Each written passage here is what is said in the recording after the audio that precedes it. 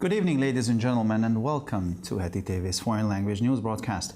My name is Peter Gardosh, and first for the news in English. The European Jewish Alliance has called on the European Union to declare a 6-month period of emergency on anti-Semitism with special measures to protect Jewish lives. Speaking at the annual conference in Krakow, EJA President Rabbi Menachem Margolin said there was an anti-Semitism emergency in Europe. The situation of European Jews today is the worst since the Kristallnacht, he said, adding that the continent was long past the stage of warnings and prophecies. On the basis, the EJA is proposing a period of emergency during which special measures will be taken to protect European Jews. No Kristallnacht, this is what happens when tourists are allowed into Europe. Margolin called on the EU to properly regulate public events and sign a code of conduct for organisers to prevent incidents such as the one in Amsterdam. There is another anti-Semitic incident in Europe every 15 minutes, he added, saying that if special measures are not taken now to protect the community, it will be too late. 800 Israeli soldiers have been killed in areas affected by fighting since the start of the armed conflict in Gaza and Lebanon on the 7th of October last year, as the Israeli army said. On Tuesday, the 800th Israeli soldier, 21-year-old Reserve Sergeant Roy Sasson, was killed in a clash with gunmen from the Palestinian Islamist terrorist organization Hamas in a building in the northern Gaza Strip. He finished his 3-year conscription 4 months ago and has since served as a reservist. Earlier this week, 2 other soldiers from his battalion were killed in a firefight on the outskirts of Jabalia, a 21-year-old and a 22-year-old. 28 soldiers have been killed in the Israeli operation in and around Jabalia in the northern Gaza Strip since the 5th of October. Since the launch of the ground operation in Gaza at the end of October last year, 377 Israeli soldiers have been killed in the Strip, 56 of them in accidents. 423 soldiers were killed in fightings with the Iranian-backed Shiite Hezbollah militant group on Israeli territory and on the northern Lebanese border in repulsing a Hamas terrorist attack on the 7th of October. Since the war began, 5,381 soldiers have been wounded, 786 of them seriously. After the Prime Minister's dismissal of Yoav Gallant from the Likud party, who said that the distribution of aid in Gaza by the Israeli army marks the beginning of military rule and the soldiers will pay for it with their blood, Bezalel Smotrich from Religious Zionism, criticizing the entire previous year's work to win the war, which he said had prevented the release of hostages held in the Strip, also blamed the former defense minister for the humanitarian crisis in the Strip. The finance minister's recent statements are in line with those made by Prime Minister Benjamin Netanyahu in his speech to the Knesset plenary session on Monday, confirming speculation that the government has accelerated moves to impose military rule in the region. While Smotrich initially dismissed the idea that the plan to distribute humanitarian aid was in fact part of a strategy for military rule in Gaza, there have been statements to the contrary throughout the week. Germany, France, and the UK have submitted a draft resolution on Iran to the International Atomic Energy Agency ahead of Wednesday's board meeting in Vienna, with Tehran warning against adopting the resolution. The draft resolution is aimed at increasing pressure on Iran to allow the IAEA, meaning the UN nuclear watchdog, to inspect its nuclear facilities again. Iran committed in 2015 to limiting its nuclear program and inspecting its facilities in response to Western concerns that it was seeking to develop nuclear weapons. In return, the West has gradually lifted sanctions against it. However, the US withdrew from the agreement in 2018 under President Donald Trump. Tehran subsequently limited IAEA inspections. Hungarian-Kazakh economic cooperation is set to grow by leaps and bounds thanks to domestic companies that have now become strong enough to invest in Central Asian markets. The Minister of Foreign Affairs and Trade, Peter Szijjártó, said this in Budapest on Wednesday. On the occasion of the visit of Kazakh President Kassym-Jomart Kemelyk-Tokayev, the minister stressed that cooperation between the two countries did not start yesterday, but is a long-term cooperation, and the agreement on strategic cooperation is now 10 years old. The cooperation between Hungary and Kazakhstan is a clear success story, and now we are on the threshold of a leap forward in this cooperation, as after long preparatory work, several major Hungarian companies will make major investments in Kazakhstan, he said. The Russian president is open to a ceasefire agreement but does not give in to his territorial demands. The Kremlin says Ukraine's NATO membership is still out of the question. Vladimir Putin is ready to negotiate with Donald Trump on a possible ceasefire in Ukraine but rejects significant territorial concessions and insists that Kyiv give up its NATO membership ambitions. 5 sources familiar with Kremlin thinking told several news agencies this. According to the 5 sources, it is crucial for Putin that Ukraine remains neutral and does not join NATO. Incidentally, Trump, who recently won the presidential elections, has pledged to bring the conflict to a swift end. He says he would negotiate peace directly with Putin, although he has not yet given details, of how he envisages reconciling the warring parties. And finally, for the weather, another cold front is expected to bring further cooling over the weekend. By Sunday, the weather could ease slightly. The temperatures will average around -10 to 0 degrees Celsius in the morning and 0 to 9 degrees Celsius in the afternoon hours. For this information, please visit our websites at www.hettytv.com or breuerpress.com. So much for the news in English, and now we continue with the news in German.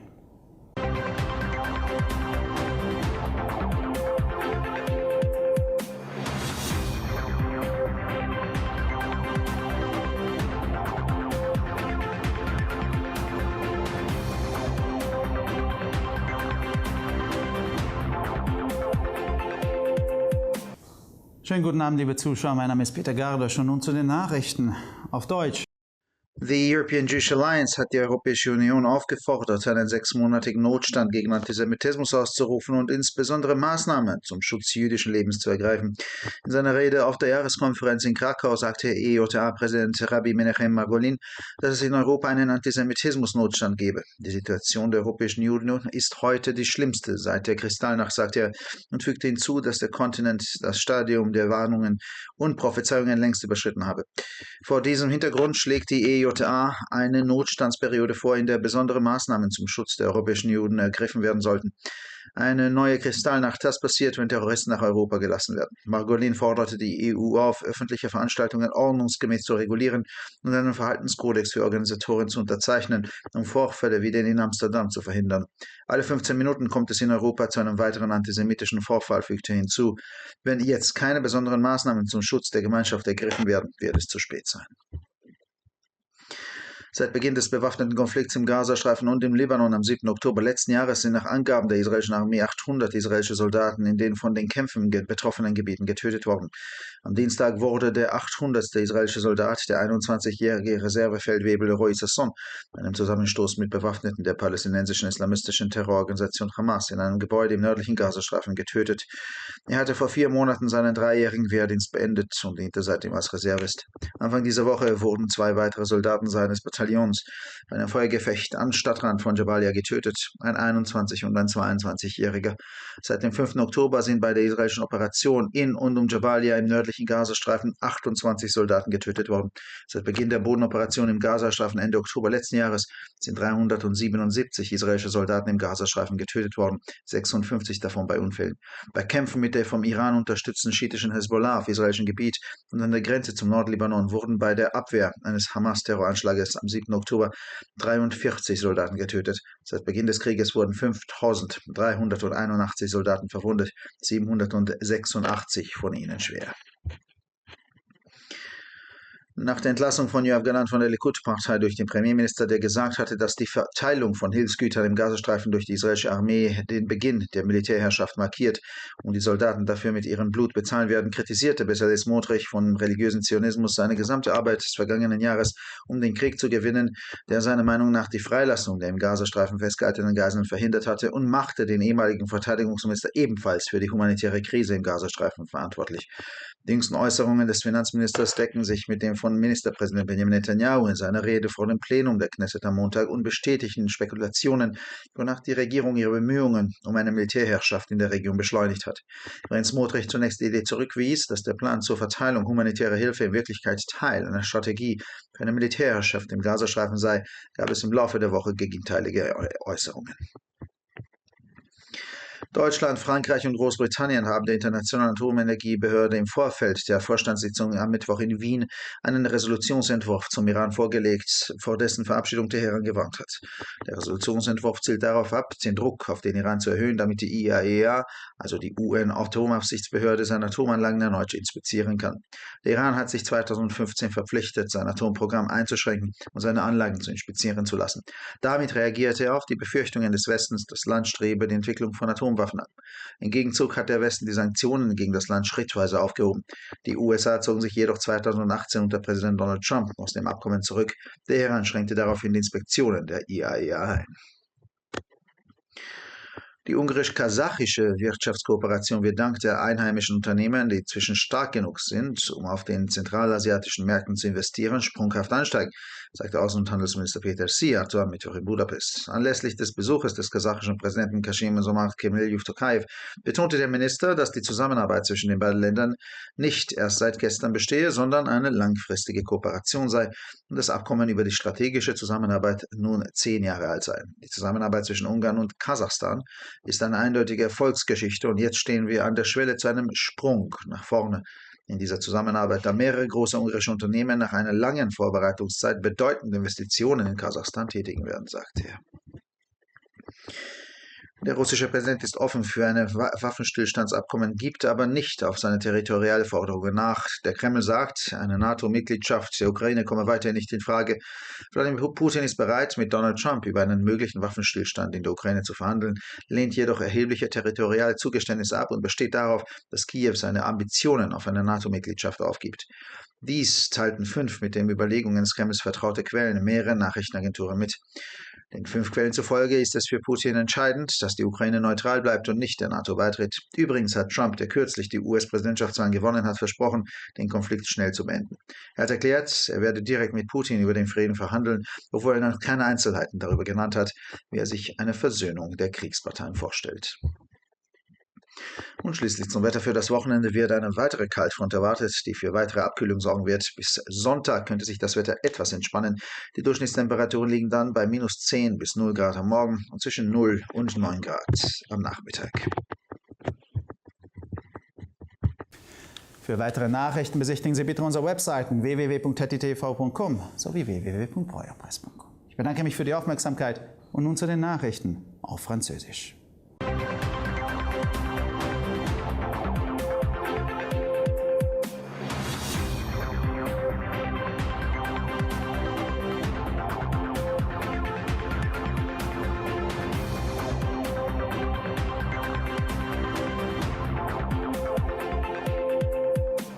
Bonjour à tous et bienvenue à ITV. Je m'appelle Peter Gardosh et ce sont les titres en français.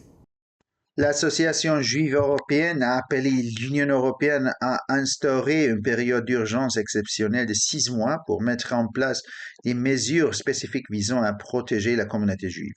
S'exprimant lors de la conférence annuelle à Cracovie, le président de l'EGA, le rabbin Menachem Margolin, a indiqué que l'Europe traversait une phase de crise antisémite. La situation des Juifs d'Europe est aujourd'hui la pire depuis la nuit de cristal, a-t-il souligné, ajoutant que le continent avait dépassé depuis longtemps le stade des avertissements et des prédictions. Pour répondre à cette crise, l'EGA propose une série de mesures concrètes qui pourraient être mises en œuvre pour protéger les Juifs d'Europe.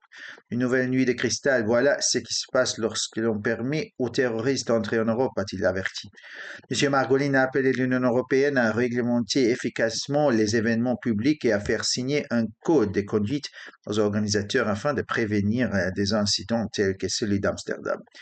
Toutes les 15 minutes, un incident antisémite est signalé quelque part en Europe, a-t-il ajouté, affirmant que si des mesures spéciales ne sont pas prises maintenant pour protéger la communauté, il sera trop tard.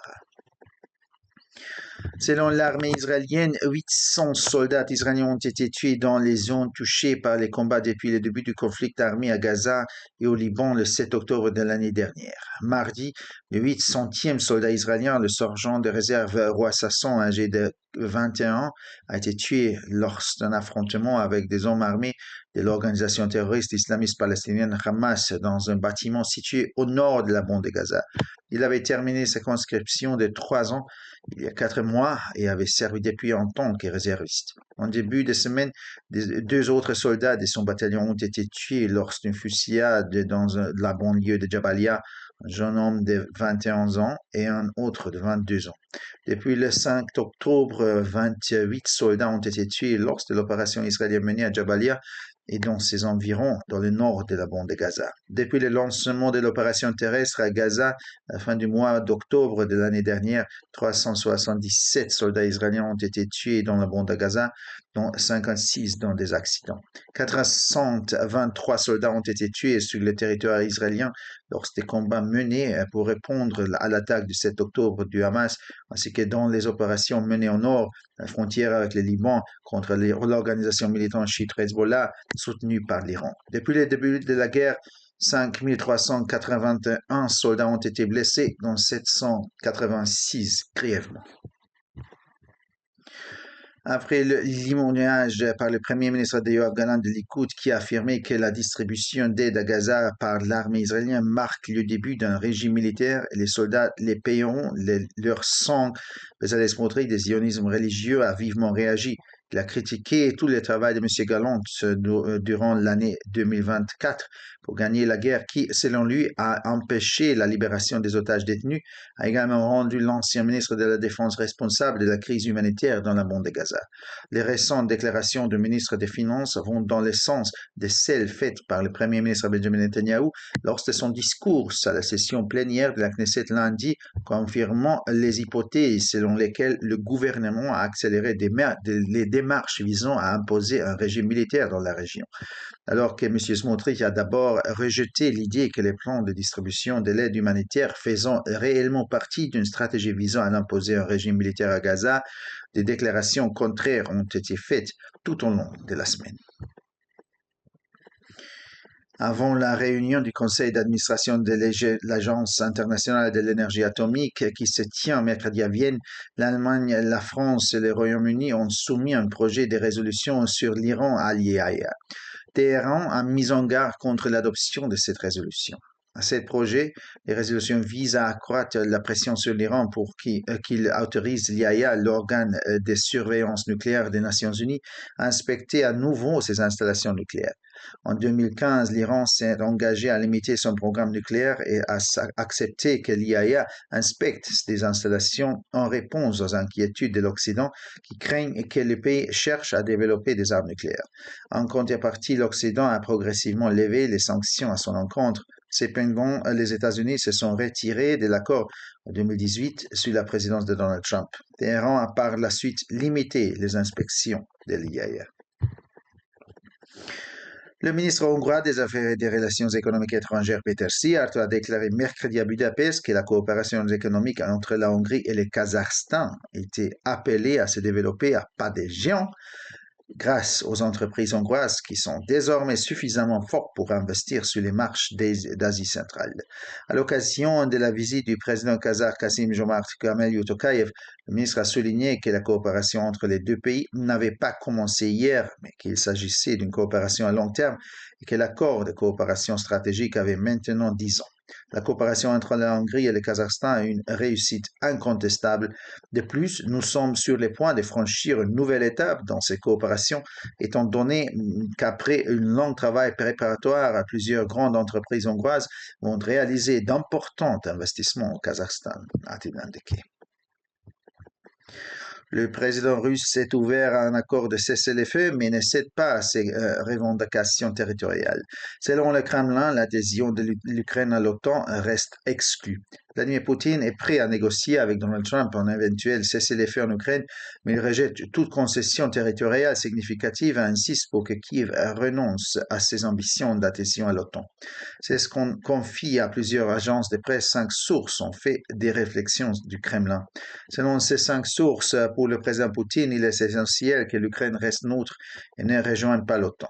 M. Trump, qui a récemment remporté l'élection présidentielle américaine, s'est engagé à mettre rapidement fin au conflit.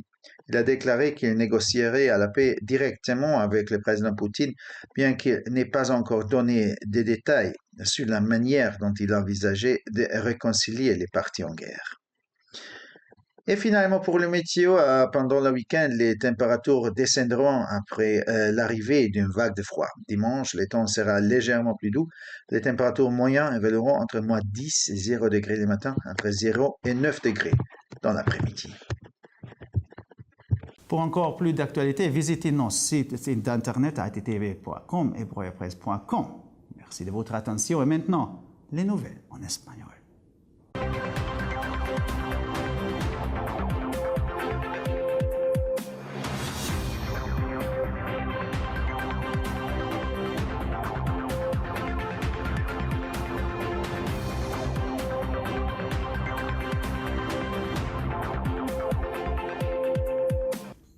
Buenas noches, damas y caballeros, y bienvenidos al programa de noticias en idiomas extranjeros de ETV. Mi nombre es Peter Gardos y estas son las noticias en español. La Asociación Judía Europea ha pedido a la Unión Europea que declare un periodo de emergencia de 6 meses en materia de antisemitismo con medidas especiales para proteger la vida de los judíos. En su intervención en la conferencia anual de Cracovia, el presidente de la EGA, el rabino Menachem Margolin, afirmó que existe una emergencia antisemita en Europa. La situación de los judíos europeos es hoy la peor desde la noche de los cristales rotos, dijo, añadiendo que el continente había superado hace tiempo la fase de advertencias y profecías. Sobre esa fase, la EGA propone un periodo de emergencia durante el cual se tomen medidas especiales para proteger a los judíos europeos. Neue Kristallnacht, eso es lo que ocurre cuando se permite la entrada de terroristas en Europa. Margolin pidió a la UE que regule adecuadamente los actos públicos y firme un código de conducta para los organizadores con el fin de evitar incidentes como el de Ámsterdam. Cada 15 minutos se produce un incidente antisemita en Europa, añadió, afirmando que si no se toman ahora medidas especiales para proteger a la comunidad, será demasiado tarde. 800 soldados israelíes han muerto en zonas afectadas por los combates desde el inicio del conflicto armado en Gaza y Líbano el 7 de octubre del año pasado, según informa el ejército israelí. El martes, el soldado israelí número 800, el sargento de reserva Roy Sasson, de 21 años, murió en un enfrentamiento con hombres armados de la organización terrorista islamista palestina Hamas en un edificio del norte de la Franja de Gaza. Hace 4 meses terminó su servicio militar obligatorio de 3 años y desde entonces prestaba servicio como reservista. A principios de esta semana, otros 2 soldados de su batallón murieron en un tiroteo en las afueras de Jabalia, uno de 21 y otro de 22 años. 28 soldados han muerto en la operación israelí en Jabalia y sus alrededores en el norte de la Franja de Gaza desde el 5 de octubre. Desde el inicio de la operación terrestre en Gaza y finales de octubre del año pasado, han muerto 377 soldados israelíes en la franja, 56 de ellos en accidentes. 423 soldados murieron en combates con el grupo militante Shia Hezbollah, respaldado por Irán, en territorio israelí, en la frontera septentrional libanesa, al repeler un ataque terrorista de Hamas el 7 de octubre. Desde el comienzo de la guerra, 5.381 soldados han resultado heridos, 786 de ellos de gravedad. Tras la destitución por el primer ministro de Yoav Gallant del Likud, que afirmó que la distribución de ayuda en Gaza por parte del ejército israelí marca el inicio del gobierno militar y los soldados pagarán por ello con su sangre, Bezalel Smotrich, del sionismo religioso, criticando todo su trabajo del año anterior para ganar la guerra, que según él había impedido la liberación de los rehenes retenidos en la franja, culpó también al exministro de Defensa de la crisis humanitaria en la franja.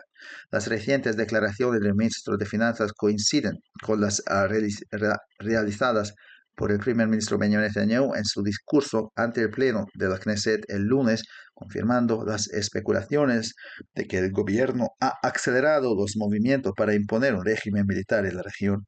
Aunque en un principio Smotrich descartó la idea de que el plan de distribución de ayuda humanitaria formará parte en realidad de una estrategia para imponer un gobierno militar en Gaza, a lo largo de la semana ha tenido declaraciones en sentido contrario. Alemania, Francia y el Reino Unido han presentado un proyecto de resolución sobre Irán al Organismo Internacional de Energía Atómica antes de la reunión de la Junta Directiva del miércoles en Viena, y Teherán ha advertido contra su adopción. El proyecto de resolución pretende aumentar la presión sobre Irán para que permita al OIEA, el organismo de vigilancia nuclear de la ONU, volver a inspeccionar sus instalaciones nucleares. Irán se comprometió en 2015 a limitar su programa nuclear y dejar a inspeccionar sus instalaciones en respuesta a la preocupación del Occidente de que pretendía desarrollar armas nucleares. A cambio, Occidente ha levantado gradualmente las sanciones en su contra.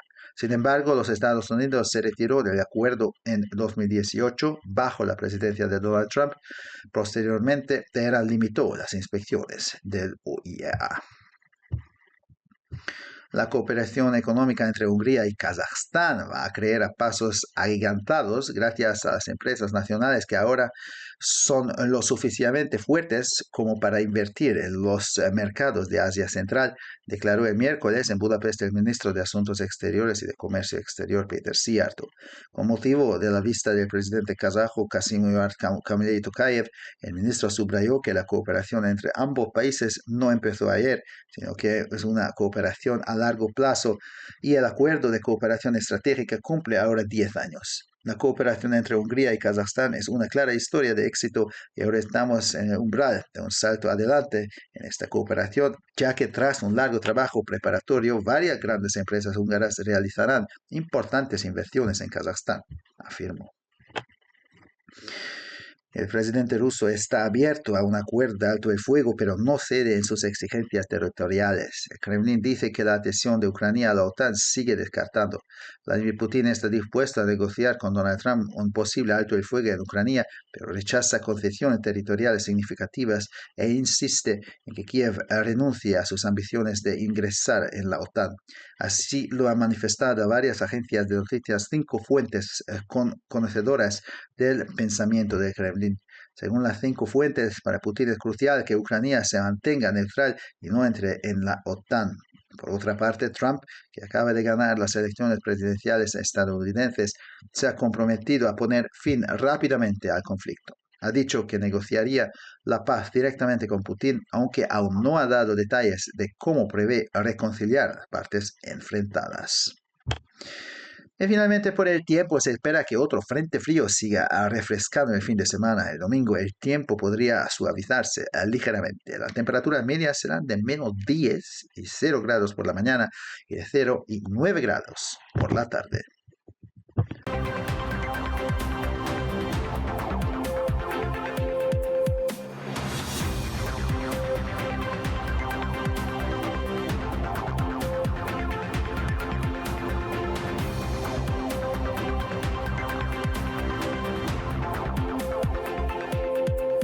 先生们、女士们，大家晚上好，我是艾当，现在是中文新闻。欧洲犹太协会今日呼吁欧盟宣布为期6个月的反犹太主义经济状态，并采取特别措施保护犹太人。在波兰克拉科夫举行的年度会议上，欧洲犹太协会主席梅纳赫姆马格林拉比发言时指出，欧洲正处于反犹太主义经济状态。他表示，欧洲犹太人目前的处境是自赎金之夜以来最糟糕的，并补充道，欧洲早已过了警告和预言的阶段。因此，欧洲犹太协会提议欧洲宣布今日经济状态期，并在期间内采取特别措施保护欧洲犹太人。新水晶之夜，这就是让恐怖分子侵入欧洲的祸国。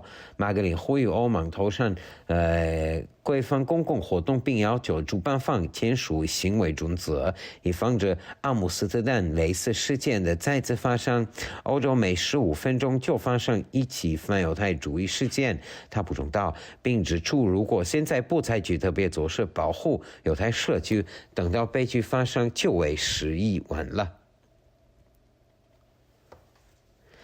以色列军方表示，自去年11月7日加沙和黎巴嫩爆发武装冲突以来，已有800名以色列士兵在受战斗影响地区阵亡。周二，21岁的约贝伊中施洛伊萨荣在加沙地带北部的一栋建筑中与巴勒斯坦伊斯兰恐怖组织哈马斯武装分子交火时阵亡，成为这场冲突中上升的第800名军士兵。他在4个月前刚完成了为期3年的义务兵役，此后一直作为预备役士兵。本周早些时候，他所在营的另外2名士兵在加沙地带北部加巴利亚郊区的交火中阵亡，年龄分别为21岁和22岁。自11月5日以来，以色列在加巴利亚及其周边地区的军事行动中已有28名士兵丧生。而自去年11月底在加沙发起地面行动以来，已有377名以军士兵在加沙阵亡，其中56人死于事故。在去年10月7日，以色列其对哈马斯恐怖袭击的过程中，有423名士兵在以色列领土和黎巴嫩北部边境与伊朗支持的什叶派真主党武装组织的战斗中丧命。自战争爆发以来，已有5381名士兵受伤，其中786人伤势严重。在以色列总理接触约夫加兰特以色列原国防部长离库的集团医院的职务后，加兰特曾表示，以色列军队在加沙分发援助物资标志着军事统治的开始，士兵们将为此付出血的代价。比塞利·斯莫德里和以色列财政部长来自重要犹太复国主义之党，批评了加兰特过去1年来为赢得战争所进行的全部工作，称他阻碍了北宫在加沙地带人质的获释，同时也指责者为原国防部长导致了加沙的人道主义危机。这位财政部长最近的此番言论与总理本雅明内塔尼亚胡周一在议会全体会议上的讲话一致，彰显了政府已加快在加沙实施军事统治的台词。尽管斯莫德里和最初否认以色列分发人道主义援助物资的计划实际上是其加沙军事统治战略的一部分，但他本周他的言论都与之前的说法相悖。德国、法国和英国在周三维也纳理事会会议前向国际原子能机构提交了一份关于伊朗的决议草案，而伊朗则警告不要通过该决议。该决议草案旨在向伊朗施加更大压力，要求其允许国际原子能机构重新检查其核实施。2015年，伊朗承诺限制其核计划，并接受事实检查，以回应西方对其寻求发展核武器的担忧。相对的，西方逐步解除对伊朗的制裁。然而2018年，美国在唐纳德·特朗普总统领导下推出了该协议，伊朗随后限制了国际原子能机构的检查。匈牙利外交与对外经济部长西尔多彼得周三在布达佩斯表示，对于国内企业目前已有足够的实力去投资中亚市场，匈牙利与哈萨克斯坦的经济合作将迎来推风猛进。在哈萨克斯坦总统卡西姆若马尔特科梅利耶维奇托卡耶赴访匈期间，西尔多强调，两国之间的合作并非昨日才启动，而是长期的，双方签署的战略合作协议现已有10年历史。西尔多表示，匈哈合作无疑是成功的，现在正处于腾飞的起点。因为经过长期的筹备工作，多家大型匈牙利企业将在哈萨克斯坦开展大规模投资。克里姆林宫今日称，俄罗斯总统对停火协议持开放态度，但不会在领土要求上让步，且乌克兰加入北约仍然不在谈判范围内。据多家通讯社报道，无位了解克里姆林宫想法的消息人士透露，弗拉基米尔·普京愿意与唐纳德·特朗普就乌克兰可能的停火进行谈判，但拒绝重大领土让步，并坚持乌克兰必须放弃加入北约。据这5位消息人士称，对普京而言，乌克兰必须保持中立且不加入北约。最近赢得美国总统选举的特朗普已承诺将迅速结束俄乌冲突。他表示将直接与普京谈判和平解决方案，但尚未详细说明将如何调解交战双方。那天气呢？周末有一股冷风将带来进一步降温，周日天气将稍微好转。上午的平均气温为零下10到0度，下午为0到9度。女士们、先生们，非常感谢。为了更多的新闻，请关注我们的网站 hettydavid.com 或者 briarpress.com。我们祝你们周末愉快，谢谢。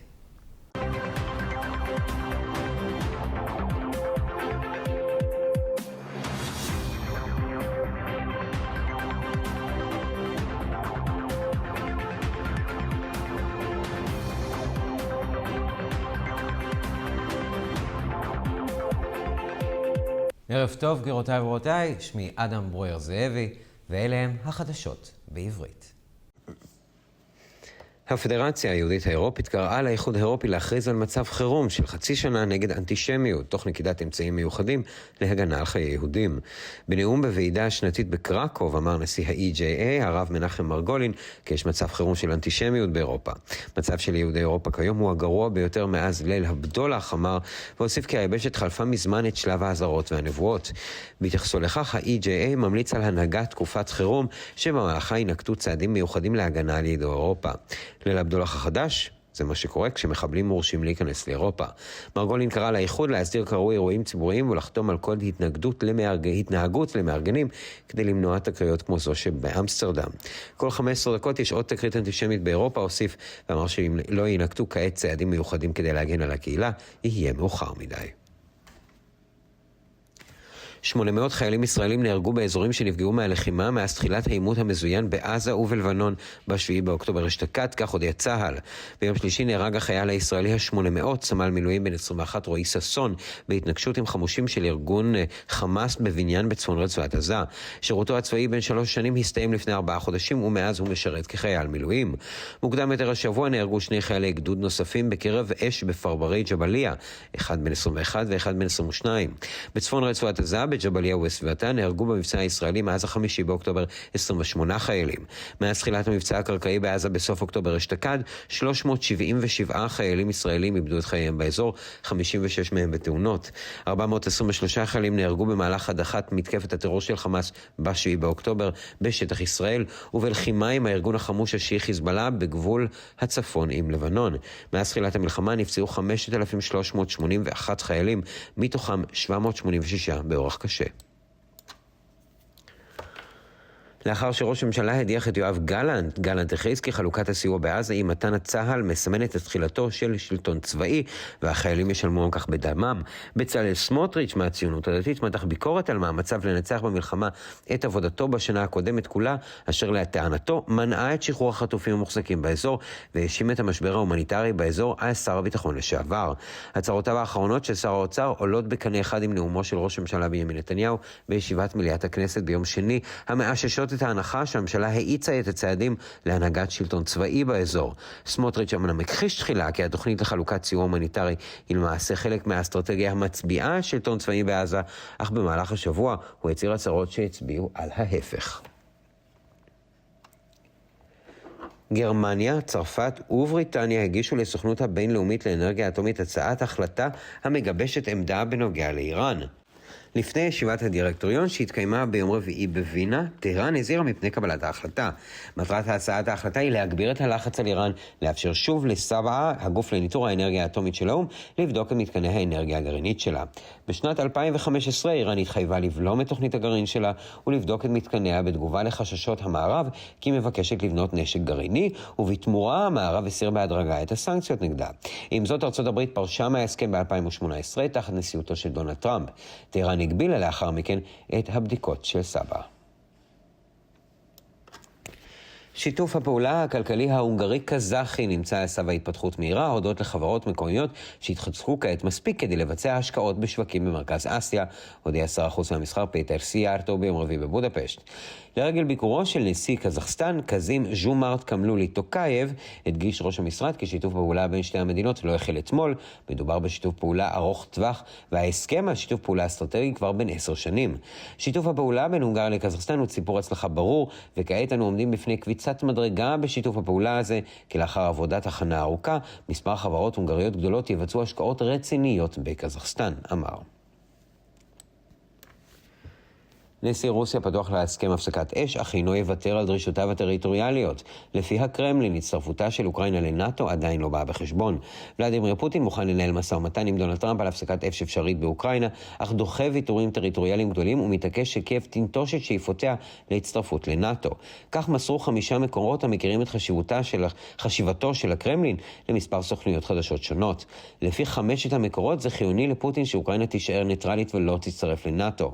אגב, טראמפ שניצח לאחרונה בבחירות לנשיאות ארצות הברית, הבטיח סיום מהיר של הסכסוך. הוא הצהיר כי ידון ישירות בשלום עם פוטין, למרות שעדיין לא פירט כיצד הוא רואה את פיוס הצדדים הלוחמים. ולמזג האוויר במהלך סוף השבוע חזית קרה תביא להתקררות נוספת. מזג האוויר עשוי להתקרר יותר ביום ראשון. הטמפרטורות חזויות להיות בין -10 ל-0 מעלות בבוקר ובין 0 ל-9 מעלות אחר הצהריים. עד כאן החדשות להערב. לחדשות נוספות, אנא בקרו באתרי האינטרנט שלנו ב-htv.com או broerpress.com. תודה רבה ושתהיה לכם שבת שלום.